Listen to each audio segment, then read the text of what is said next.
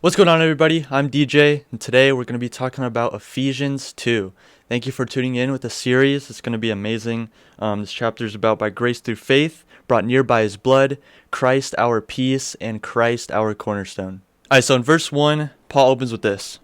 "And you he made alive, who were dead in trespasses and sins, in which you once walked according to the course of this world, according to the prince of the power of the air, the Spirit who now works in the sons of disobedience, among whom also we all once conducted ourselves in the lusts of our flesh, fulfilling the desires of the flesh and of the mind, and were by nature children of wrath just as the others."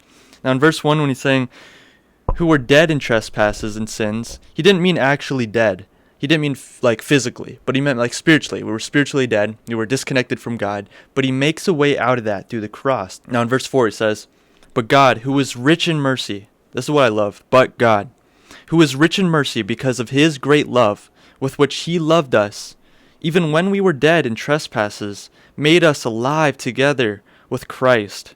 By grace you have been saved, and raised us up together, and made us sit together in the heavenly places in Christ Jesus, that in the ages to come he might show the exceeding riches of his grace in his kindness toward us in Christ Jesus." Verse 4, "But God."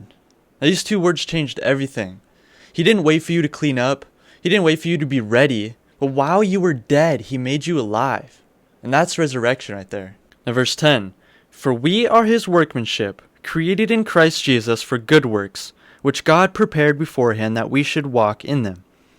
Now we are his masterpiece, his poem. We're created for good works.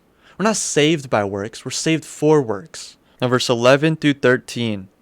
"Therefore remember that you, once Gentiles in the flesh, who are called uncircumcision by what is called the circumcision, made in the flesh by hands, that at that time you were without Christ, being aliens from the commonwealth of Israel, and strangers from the covenants of promise, having no hope and without God in the world."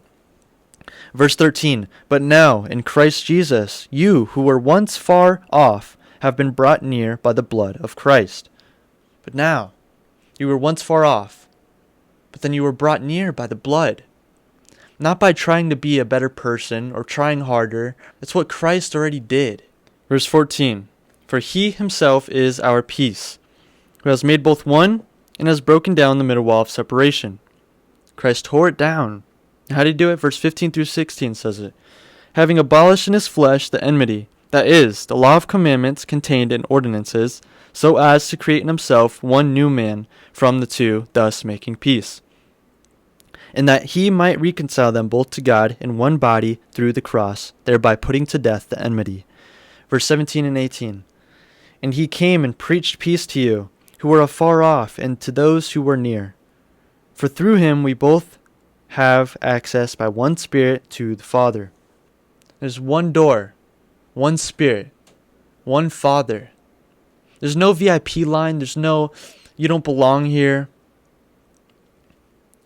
Because you do belong here. The wall's gone. He destroyed that. And it's now open for anybody.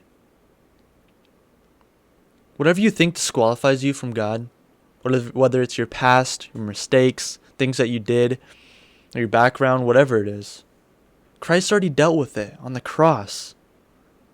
And he makes an open door. Now Paul writes and ends with this. So powerful. "Now therefore," hold on, let's go over to verse 12 for a second, where it said, "That at that time you were without Christ, being aliens from the commonwealth of Israel and strangers from the covenants of promise, having no hope and without God in the world." But then 19 says, "Now, therefore you are no longer strangers and foreigners, but fellow citizens with the saints and members of the household of God." You're a family now. You're not just someone random. You're not just a guest. You're not a stranger or whatever. You're family. "Having been built on the foundation of the apostles and prophets, Jesus Christ himself being the chief cornerstone, in whom the whole building being fitted together grows into a holy temple in the Lord, in whom you also are being built together for a dwelling place of God in the Spirit." Thank you guys so much for watching. I appreciate you guys for tuning in to this episode and this series. This was a pretty deep one. I would love to know what you guys thought was the deepest and the hardest. But I appreciate you guys. I would love if you guys would go ahead and share this with somebody, like it, and most importantly, I just appreciate you guys for watching. God bless.